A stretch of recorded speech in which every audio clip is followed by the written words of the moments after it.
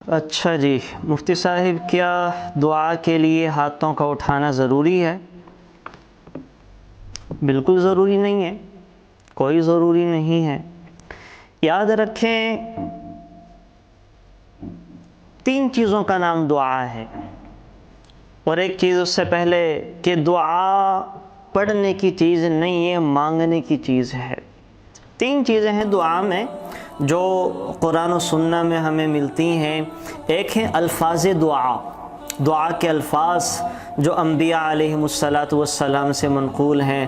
رسول اللہ صلی اللہ علیہ وسلم نے بہت ساری دعائیں مانگی ہیں۔ رب اجعلنی مقیم الصلاۃ، ربنا آتنا فی الدنیا حسنہ، رب انی مسنی الضر وانت ارحم الراحمین، رب انی مغلوب فانتصر، لا الہ الا انت سبحانک انی کنت من الظالمین۔ اور اپنے اپنے الفاظ کے اندر بہت ساری دعائیں جو قرآن و احادیث کے اندر وارد ہوئی ہیں۔ تو ایک ہے الفاظ دعا۔ نمبر 2 ہیئت دعا۔ ہیئت دعا، دعا کی سچویشن وہ کیا ہے؟ دعا کے لیے مختلف انداز وہ احادیث مبارکہ میں آئے ہیں۔ ایسے بھی جائز ہے، ہاتھوں کو ایسے کر کے بھی کرنا جائز ہے۔ رسول اللہ صلی اللہ علیہ وسلم نے ہاتھ اٹھائے ہوئے ہیں، صحابہ کہتے ہیں کہ حضور کی بغلوں کی سفیدی ہمیں دکھی نظر آ رہی تھی، تو اس طرح سے بھی جائز ہے۔ تو مختلف طریقے وارد ہوئے، انسان ایسے مانگ لے، ایسے کر لے، انگلیوں کو پھیلا لے، ہاتھوں کو کھول لے، ہاتھوں کو اٹھا لے، یہ ہے ہیئت دعا۔ نمبر 3 اور جو سب سے اہم چیز ہے وہ ہے کیفیت دعا، کہ مانگنے والے کی کیفیت کیا ہے۔ آیا کہ وہ کہیں اوپر سے تو نہیں مانگ رہا، آیا کہ مانگنے والا کہیں صرف پڑھ تو نہیں رہا، آیا کہ مانگنے والا مانگ تو رہا ہے، یہ اس کی ہیئت بھی یہ بنی ہے اور الفاظ بھی بڑے اچھے ہیں، لیکن غافل ہے، توجہ ہی نہیں تھی، کہنا کیا چاہ رہا ہے، مانگنا کیا چاہ رہا ہے، تو یہ اللہ ان کی دعائیں سنتے ہی کوئی نہیں۔ اسی لیے رسول اللہ صلی اللہ علیہ وسلم نے فرمایا، اللہ غافل کی دعا نہیں سنتا، اللہ غافل کی دعا قبول ہی نہیں کرتا۔ جو غفلت کے ساتھ بے دھیانی میں اللہ سے مانگے، اللہ اس کی دعا نہیں سنتا۔ تو تیسری جو چیز ہے اور جو سب سے اہم ہے اور جس کا نام دعا ہے وہ ہے کیفیت دعا۔ انسان کی کیفیت کیا ہے؟ کس سے مانگ رہا ہے یہ پتہ ہو، مانگ کیا رہا ہے، اور دل اللہ کے ساتھ جڑ جائیں، تارے جڑ جائیں، کنیکشن قائم ہو جائے۔ تو جب تارے جڑ جائیں تو نہ عربی کے الفاظ کی ضرورت ہے، نہ ہی ہیئت کی ضرورت ہے، بس پھر انشاءاللہ اس کی دعا رنگ لے کر آئے گی اور آسمانوں کو چیر کے وہ اللہ تک پہنچ جائے گی۔ یہ ہے، اسی لیے رسول اللہ صلی اللہ علیہ وسلم کی جو دعا کا اللہ نے حسن ادب قرآن میں بیان کیا، کیا کہہ رہے ہیں؟ قَدْ نَرَا تَقَلُّبَ وَجْهِكَ فِي السَّمَاءِ۔ آپ علیہ السلام کی خواہش تھی کہ اللہ تعالیٰ بیت المقدس کے بجائے بیت اللہ کو قبلہ بنا دیں۔ اب اس خواہش کی یہ دعائی تھی، حضور کی تمنا تھی، اس کے لیے حضور نے نہ تو الفاظ مانگے کہ یا اللہ بیت المقدس کے بجائے بیت اللہ کو قبلہ بنا دے، حضور نے یہ الفاظ بھی نہیں کہے، نہ اس کے لیے حضور نے کوئی اپنی حیت اپنائے کہ کبھی ہاتھ اٹھا کے ایسے کہا کہ یا اللہ بیت اللہ کے بجائے بیت المقدس کے بجائے بیت اللہ کو قبلہ بنا دے۔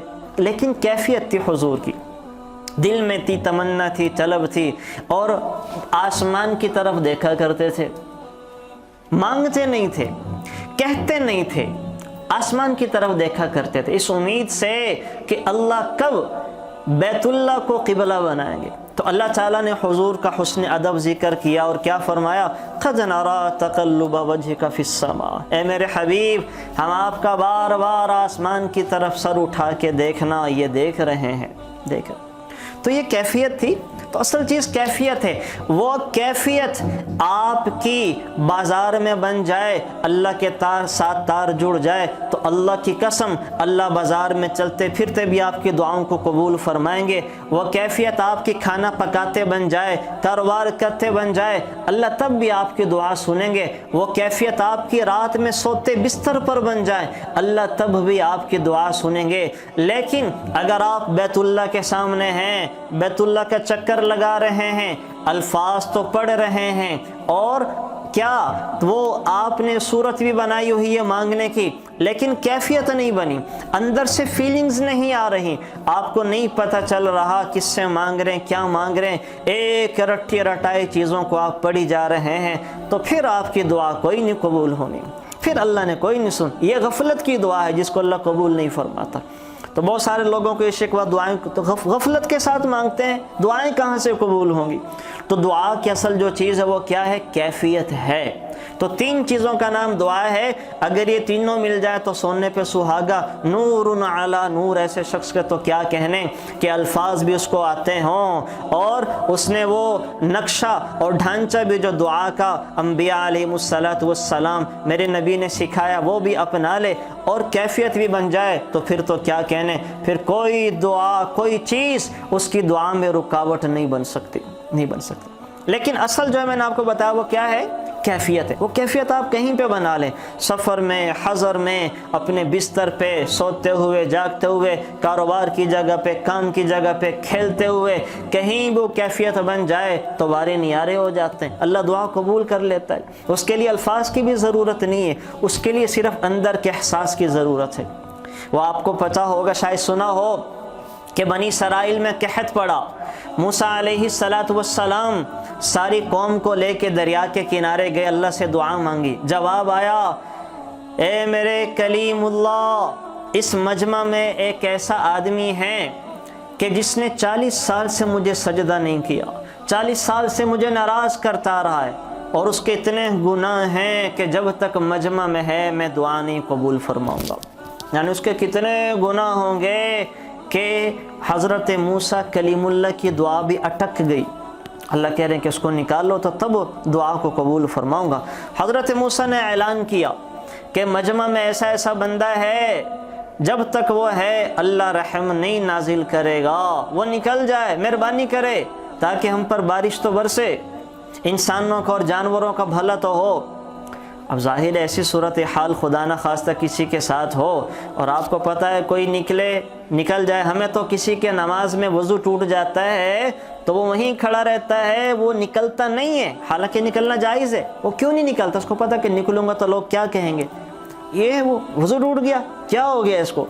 تو تانوں سے بچنے کے لیے کوئی بھی نہیں ایسے کرتا ہے۔ اب اس آدمی نے دل میں کیا کہا؟ نہ تو اس نے زبان سے الفاظ کہے، نہ ہی ہاتھ اٹھائے، کہنے لگا دل میں، لو خرجت ففضحت نفسی، اگر تو میں نکلا تو ہمیشہ کے لیے ذلیل و رسوا ہو جاؤں گا، بدنام ہو جاؤں گا، لوگ چھوڑیں گے نہیں، تانے دے کے مار دیں گے کہ تو وہ بدبخت اور بد نصیب تھا جو ہماری بستی کے اندر منحوس تھا، جس کی وجہ سے بارشیں نہیں ہوئی، لوگ چھوڑیں گے نہیں۔ تو اس نے کیا کہا؟ دل میں دعا کی، کیا کہنے لگا؟ اللہم انی عصیتک 40 سنۃ فامہلتنی جئتک تائبا فاقبل لی۔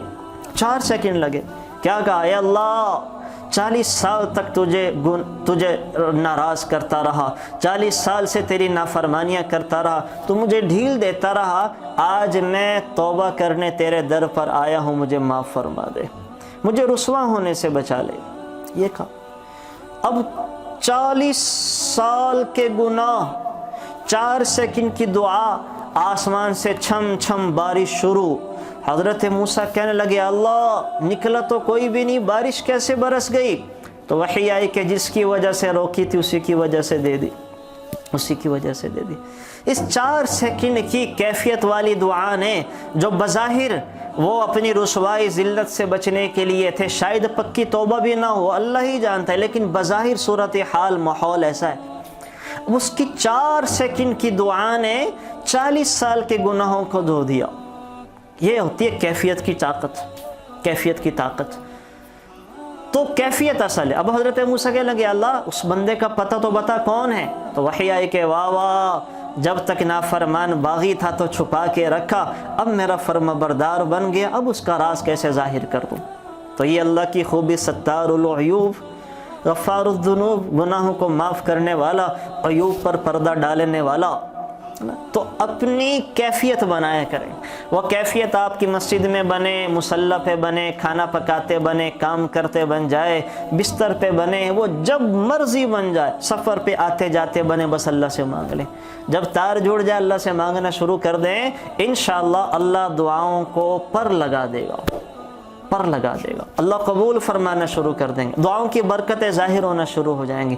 اللہ تعالیٰ مجھے آپ کو سمجھ کی توفیق عطا فرمائے.